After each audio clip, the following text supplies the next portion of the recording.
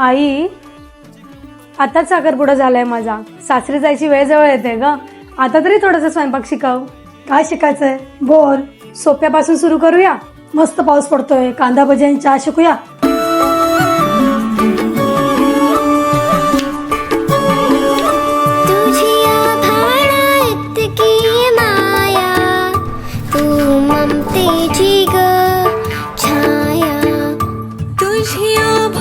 आई